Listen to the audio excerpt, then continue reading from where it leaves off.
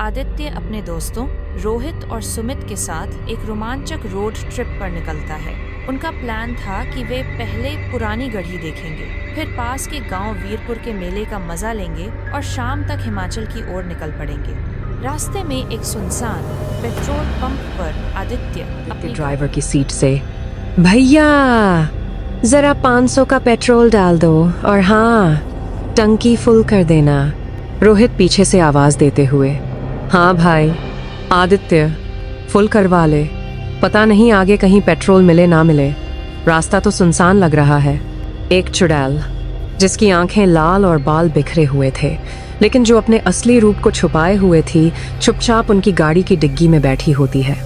उसने सालों से कोई नया शिकार नहीं देखा था और इन 3 जवान लड़कों को देखकर उसके मन में एक अजीब सी खुशी दौड़ रही थी। चुड़ैल मन में बुदबुदाते हुए, अच्छा तो ये लोग घूमने जा रहे हैं, कोई घूमने निकले और मैं ना जाऊं साथ, ऐसा कैसे हो सकता है? सालों बाद ऐसा मौका मिला है, ये तो मेरे लिए दावत है। गाड़ी भरवाकर वे लोग पुरानी गढ़ी की तरफ निकल पड़ते हैं। सड़क घुमावदार थी और आसपास घने पेड़ थे।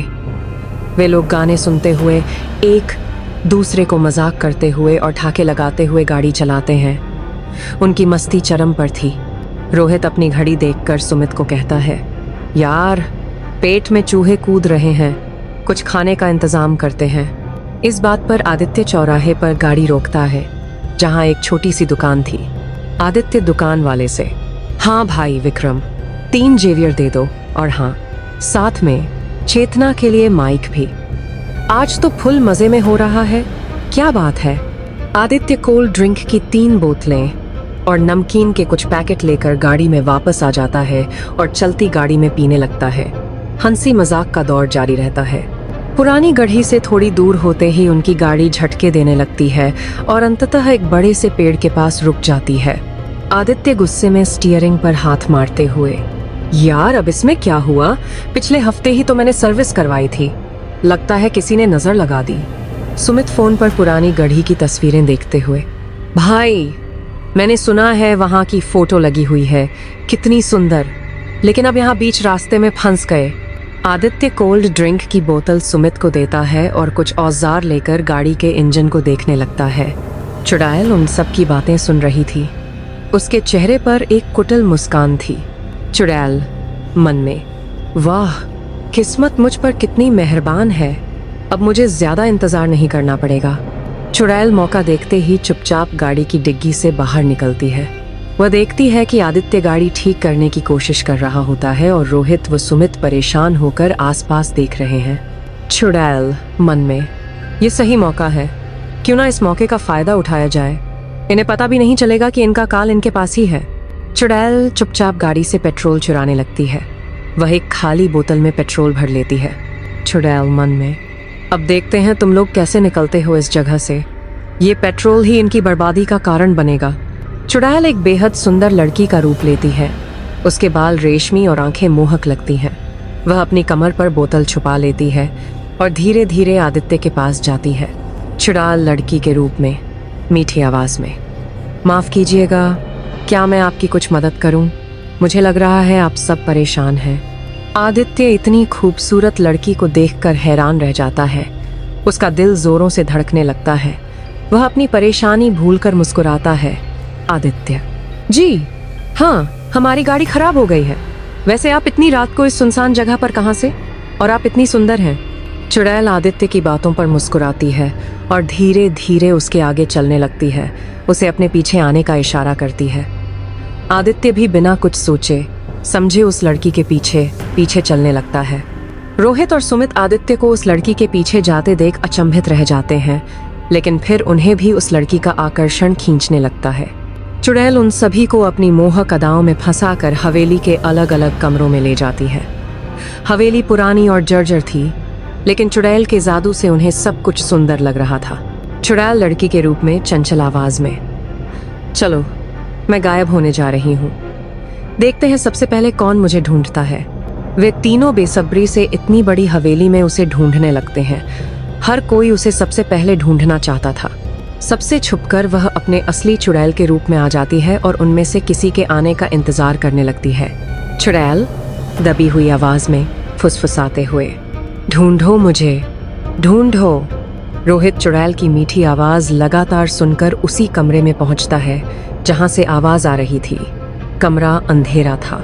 रोहित हल्के से गाते हुए, बिल्डिंग लिफ्ट तेरी बंद है, कैसे मैं आऊं? दिल रजामंद, जरा बैंड बाजा लेकर आजा, तेरी याद सताए दूल्हे राजा तू आजा। रोहित जैसे ही कमरे में घुसता है, चुड़ैल उस पर झपट्टा मारती है। उसकी चीख पूरे हवेली में गूंज उठती है। रोहित की चीखने की आवाज सुनकर आदित्य उसे ढूंढने लगता है। इससे पहले कि आदित्य कुछ समझ पाए, चुड़ैल उससे भी पीछे से हमला करके मार देती है। आदित्य की भी चीख निकलती है, लेकिन वह रोहित की चीख से भी धीमी थी। अब चुड़ैल अपने असली खौफनाक रूप में आती है। उसकी लाल आंखें अंधेरे में चमक रही थीं। वह सुमित को ढूंढ रही होती है, पर सुमित जो एक कोने में छिपा था, चुड़ैल को छिपे हुए देख लेता है। सुमित डर से कांपते हुए मन में, ओ तेरी, ये तो चुड़ैल है, अबे भागो रे भागो, कोई हेल्प करो। सुमित रोहित और आदित्य को आवाज लगाता है, पर उसे किसी का जवाब नहीं मिलता। सिर्फ खामोशी थी जो उसके डर को और बढ़ा रही थी। चुड़ैल विकृत आवाज में, नहीं सुमित, सब तेरा इंतजार ऊपर आसमान में कर रहे हैं, आजा, मेरे पास आजा, तुझे भी उनके पास भेज दूं, वहां रोचक क्लब मिलेगा तुझे। तेरा ध्यान किधर है, तेरा हीरो इधर है। सुमित कौंपते हुए, मुझे नहीं चाहिए तेरे रोचक क्लब, मुझे यहां से जाना है। सुमित अपनी जान बचाने के लिए तेजी से भागता हुआ बाहर गाड़ी के पास पहुंचता है। सुमित गाड़ी में बैठकर चाबी लगाते हुए, अरे अब इस खटारा को क्या हुआ, ये स्टार्ट क्यों नहीं हो रही है? तभी वह चुड़ैल एक भयानक हंसी के साथ आ जाती है और सुमित को पेट्रोल से भरी बोतल दिखाकर पूछती है। चुड़ैल बोतल हिलाते हुए, ओ हीरो, देख, कहीं ये तो नहीं चाहिए मुझे? सुमित देखते ही बौखला जाता है और डर के मारे चिल्लाता है, सुमित, पर तू इसका करेगी क्या? कोई खाने की चीज थोड़ी ना है। अच्छा, मैं गाड़ी चलाने की चीज तो है ना। सोचा तू कैसे बाकी का मेरे से बच गया, और ये तो पेट्रोल चोर भी निकली। तेरे को शर्म नहीं आती, चुड़ैलों के पेट्रोल चुराती है। सुमित अपनी जान बचाने के लिए वहां से तेज तेज जंगल के रास्ते भागने लगता है। उसे एक शॉर्टकट रास्ता पता होता है जहां से वह बच सकता था। चुड़ैल गुस्से में, अरे मेरा शिकार कहाँ छिप गया ये, मैं उसे छोड़ूंगी नहीं। चुड़ैल उसे ढूंढते ढूंढते सड़क पर आ जाती है। वहां उसे एक बड़ा सा ट्रक खड़ा दिखता है जिसका ड्राइवर शायद आराम कर रहा था। चुड़ैल मन में, चल सुमित को बाद में देखूंगी, अभी इस ट्रक का काम तमाम करती हूँ। फिर वह चुपचाप उस ट्रक से भी पेट्रोल निकाल लेती है। सुमित यह सब हरकतें छुपकर एक झाड़ी के पीछे से देख रहा होता है।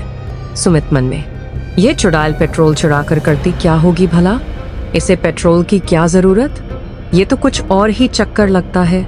कुछ ही देर में वह देखता है कि चुड़ैल वह पेट्रोल पीने लगती है जैसे वह कोई स्वादिष्ट पेय हो। चुड़ैल पेट्रोल पीते हुए संतुष्टि से, कितना स्वादिष्ट लगता है ना, अगर मुझे यह ना मिले तो मैं कमजोर हो जाऊंगी और अपनी शक्तियां खो दूंगी। चुड़ैल पेट्रोल पीते हुए गाना गाने लगती है, एक तू ही यार मेरा, मुझको क्या दुनिया से लेना। चुड़ैल, और 2 घूंट और मारूंगी। फिर वह ऊपर आसमान की तरफ करके मुंह से आग निकलती है। आग की लपटें काफी ऊपर तक जाती हैं। ये सब देखकर सुमित की सिट्टी पिट्टी गुम हो जाती है। उसके रोंगटे खड़े हो जाते हैं। सुमित ना इधर देखता है ना उधर और जंगल के रास्ते शॉर्टकट से फिर भागने लगता है अपनी जान बचाने के लिए। चुड़ैल हवा में उड़ते हुए, अरे मेरा शिकार कहाँ भाग गया, मुझे उसे ढूंढना ही होगा। सुमित हांफते हुए, भाग भाग भाग, भाग ले सुमित, तेरी बीवी के अलावा बाकी सब तेरी माँ है। आज तो बच गया, पता नहीं कब तक बचूंगा।